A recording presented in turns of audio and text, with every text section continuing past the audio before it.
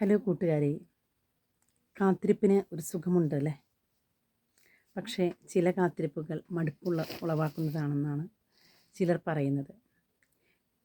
കഴിഞ്ഞ ദിവസം ഞാൻ സാധനങ്ങൾ കൊടുക്കുന്ന ഒരു കടയിലെ അമ്മ തൻ്റെ ജീവിതത്തിൻ്റെ ഒരു സംഭവം എൻ്റെ അടുത്ത് പറയുകയാണ്. അമ്മ ഒരു 22 വയസ്സ് മുതൽ തൻ്റെ ജീവിതം ഒറ്റയ്ക്ക് പൊരുതി തുടങ്ങിയതാണ്. കാരണം വിവാഹം 18 വയസ്സിൽ കഴിഞ്ഞു. ഒരുവിധം നന്നായിട്ട് പഠിക്കുമായിരുന്നു. പക്ഷെ അന്നത്തെ കാലത്തെ ബുദ്ധിമുട്ടുകളും വീട്ടിലത്തെ കുറേ സാഹചര്യങ്ങളും കാരണം 18 വയസ്സിൽ തന്നെ ഈ അമ്മയുടെ വിവാഹം നടക്കുകയാണ്. അതിനുശേഷം 3 മക്കളായി. അതിൽ മൂത്ത മകൻ മരിച്ചു. പിന്നെ 2 മക്കളായി. വെക്കേഷന് ഭർത്താവ് വരുന്നത് മാത്രമേ ഈ അമ്മയ്ക്ക് ഓർമ്മയുള്ളൂ. കാരണം വരുന്നു പോകുന്നു, ഇടവേളകളിൽ വരുന്നത് കൂട്ടുകാരുടെ അടുത്ത്, വീട്ടുകാരുടെ അടുത്തും ബന്ധുക്കളുടെ അടുത്തൊക്കെ ചിലവഴിച്ച് 2 മാസം പെട്ടെന്ന് തന്നെ കഴിയുന്നു. വീണ്ടും അദ്ദേഹം തിരിച്ചു പോകുന്നു. താൻ ഒറ്റയാക്കപ്പെടുന്ന ദിവസങ്ങളും അതുപോലെ തന്നെ തനക്ക് ഒന്നും തൻ്റെ ഭർത്താവിനോട് കൂടെ സ്പെൻഡ് ചെയ്യേണ്ട സമയങ്ങൾ മൊത്തം നഷ്ടപ്പെട്ടു പോയതിനെക്കുറിച്ചും അമ്മ ഒരുപാട് വാചാലയായി. എന്നിട്ട് പറഞ്ഞത്, ഞാൻ ഓരോ പ്രാവശ്യം അദ്ദേഹം വരുമ്പോൾ കാത്തിരിക്കും. എന്തിനാണെന്ന് വെച്ചാൽ കുറച്ച് സമയം അദ്ദേഹത്തിൻ്റെ കൂടെ ഇരിക്കാനായിട്ട്. ഒരുപാട് സമയം ഞാൻ കരഞ്ഞു തീർത്തിട്ടുണ്ട്. അതൊന്നും അദ്ദേഹത്തിനോട് ഞാൻ പറയുമായിരുന്നില്ല. പക്ഷെ വാർദ്ധക്യത്തിൽ എത്തിയതിന് ശേഷമാണ് അദ്ദേഹം തിരിച്ചു വരുന്നത്.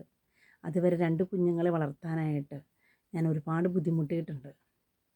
ഈ വാർദ്ധക്യത്തിൽ എത്തി കഴിഞ്ഞപ്പോൾ എൻ്റെ 2 മക്കളെയും വിവാഹിതരായി. അവർ മകനാണെങ്കിൽ പുറത്ത് സെറ്റിൽഡാണ്, മകള് നാട്ടിലുണ്ട്. ഞങ്ങൾ എറണാകുളംകാരായിരുന്നു. മക്കളുടെ വിദ്യാഭ്യാസവുമായി ബന്ധപ്പെട്ട് ചങ്ങനാശ്ശേരിക്കടുത്ത് സ്ഥലം വാങ്ങിച്ച് ഞങ്ങൾ താമസിക്കാൻ തുടങ്ങിയിട്ട് 40 വർഷങ്ങളായി എന്നൊക്കെ പറഞ്ഞു. ആ അമ്മയുടെ ഒരുപാട് കാര്യങ്ങൾ കേട്ട് കഴിഞ്ഞപ്പോൾ തൻ്റെ ജീവിതത്തിൽ 40 വർഷക്കാലമൊക്കെ ഒറ്റപ്പെട്ട് ജീവിക്കുക എന്ന് പറഞ്ഞു കഴിഞ്ഞാൽ വളരെയധികം വേദന ഉളവാക്കുന്നതാണ്. എന്നെ സംബന്ധിച്ചൊക്കെ ആണെങ്കിൽ എനിക്കത് ചിന്തിക്കാൻ പോലും വയ്യ. കാരണം എൻ്റെ ചേട്ടൻ എൻ്റെ അടുത്തുണ്ട്. എൻ്റെ മക്കളിൽ നിന്ന് ചേട്ടൻ മാറി നിൽക്കുന്നു എന്നുള്ളത് ചിന്തിക്കുമ്പോൾ തന്നെ എനിക്ക് വളരെയേറെ ബുദ്ധിമുട്ടാണത്. എന്നെപ്പോലെ ചിന്തിക്കുന്നവർ ഒരുപാട് പേരുണ്ടാവും കേട്ടോ. കാരണം എന്താ വെച്ചിട്ടുണ്ടെങ്കിൽ എത്ര സുഖമാണെങ്കിലും ദുഃഖമാണെങ്കിലും തൻ്റെ ഭർത്താവ് തൻ്റെ അടുത്തുള്ളത് എത്രയോ സന്തോഷപ്രദമാണ് എന്ന് ചിന്തിക്കുന്ന പല വ്യക്തികളും ഉണ്ടാകും.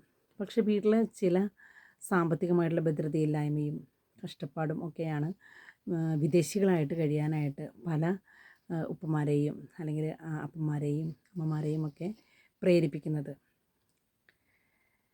എന്നെ കേട്ടുകൊണ്ടിരിക്കുന്ന ഏതെങ്കിലും വിദേശ രാജ്യങ്ങളിൽ ജോലി ചെയ്യുന്ന അപ്പന്മാരുടെയും അമ്മമാരുടെയും മക്കളുണ്ടെങ്കിൽ നിങ്ങളുടെ അറിവിലേക്കായിട്ട് ഞാൻ പറയുകയാണ്. ഒരാൾ നാട്ടിലും ഒരാൾ പുറത്തുമായിട്ട് കഴിയുമ്പോൾ ആ വേർപാടെന്ന് പറയണത് മരണതുല്യമായിട്ടുള്ളൊരു വേർപാട് തന്നെയാണ്. കാരണം കൂടെയുണ്ടെങ്കിലും എന്നും വിളിക്കുമെങ്കിലും സാമീപ്യമില്ലാത്ത ഒരടുപ്പം അത് വളരെ അരോചകത്വം നൽകുന്നത് തന്നെയാണ്. കിട്ടുന്ന സന്ദർഭങ്ങൾ അല്ലെങ്കിൽ അവർ വെക്കേഷന് വരുമ്പോൾ അവർ ഫോൺ വിളിക്കുമ്പോൾ ഒക്കെ ഒന്ന് അവരെ ചേർത്ത് പിടിക്കാനായിട്ട് അല്ലെങ്കിൽ അവരെ ഒന്ന് കേൾക്കാനായിട്ട് പരസ്പരം തയ്യാറായാൽ ആ ഒരു അകൽച്ച മാറി കുടുംബത്തിന് തന്നെയാണ്, ഞങ്ങൾക്ക് വേണ്ടി തന്നെയാണ് വിദേശങ്ങളിൽ പോയിട്ട് അവർ ജോലി ചെയ്യുന്നത് എന്നുള്ള ആ ഒരു കാഴ്ചപ്പാട് മക്കളിലും അല്ലെങ്കിൽ സഹോദരങ്ങളൊക്കെ വളർത്തിയെടുക്കുകയാണെങ്കിൽ ഒരുപാട് നന്നായിരിക്കും. ആ അമ്മയുടെ വാക്കുകൾ എന്ന് പറയണത് തൻ്റെ 40 വർഷം എവിടെയൊക്കെയോ മാഞ്ഞുപോയി. 40 വർഷം കഴിഞ്ഞ് തിരികെ വരുന്ന ഭർത്താവിനെ സംബന്ധിച്ച് ഭർത്താവ് ജോലിക്ക് പോകുന്നു, കൃത്യസമയത്ത് ഫുഡ് അല്ലെങ്കിൽ കൃത്യസമയത്ത് തൻ്റെ വ്യക്തിപരമായിട്ടുള്ള കാര്യങ്ങൾ നീക്കൽ, അങ്ങനെ ജീവിച്ച ആ വ്യക്തിക്ക് കുടുംബത്തിലേക്ക് കടന്നു വന്നു കഴിഞ്ഞപ്പം അതിനെ ഉൾക്കൊള്ളാനായിട്ട് ഒരുപാട് പ്രയാസം ഉണ്ടായിരുന്നു. കാരണം 2 മാസത്തെ ലീവിന് വരുന്നതല്ല, ഒരുപാട് നാൾ പിന്നെ കൂടെ ജീവിക്കുമ്പോൾ 1-2 വർഷം കഴിഞ്ഞ് കഴിഞ്ഞപ്പം പരസ്പരം പഴി ചാരാനായിട്ട് തുടങ്ങുന്ന അവസ്ഥകൾ ഉണ്ടായിക്കഴിഞ്ഞപ്പോൾ ഈ അമ്മ തന്നെ പറയാണ്, ഞാനൊരിക്കലും പ്രതീക്ഷിച്ചിട്ടില്ല. കാരണം 2 മാസം ലീവിന് വരുമ്പോൾ എന്ന് പറയുന്നത് പരസ്പരം തല്ലുപിടിക്കാനുള്ള സമയങ്ങളൊന്നുമില്ല. കാരണം ബന്ധുക്കളുടെ വീടുകളിലേക്കും സുഹൃത്തുക്കളുടെ വീടുകളിലേക്കൊക്കെ യാത്ര ചെയ്യാനും സന്ധ്യയാകുമ്പോൾ വീട്ടിലേക്ക് കയറി വരുന്ന ഒരു ഭർത്താവാണ് ഉണ്ടായിട്ടുള്ളത്. അതിനിടയിലാണ് ഈ 3 കുഞ്ഞുങ്ങളുണ്ടായത്. അപ്പോൾ ആ ഒരു ആത്മബന്ധമല്ലാതെ വേറൊരു ബന്ധം അവിടെ ഇല്ല. വല്ല കാലത്തും ഫോൺ വിളിക്കുമ്പോൾ ഇന്നത്തെ പോലത്തെ ഫോൺ വിളിയൊന്നും പണ്ടില്ലല്ലോ. SD കോള് ഒക്കെയല്ലേ. അപ്പോൾ അതിൻ്റേതായിട്ടുള്ള ബുദ്ധിമുട്ടുകളൊക്കെ ഉണ്ടായിരുന്നു.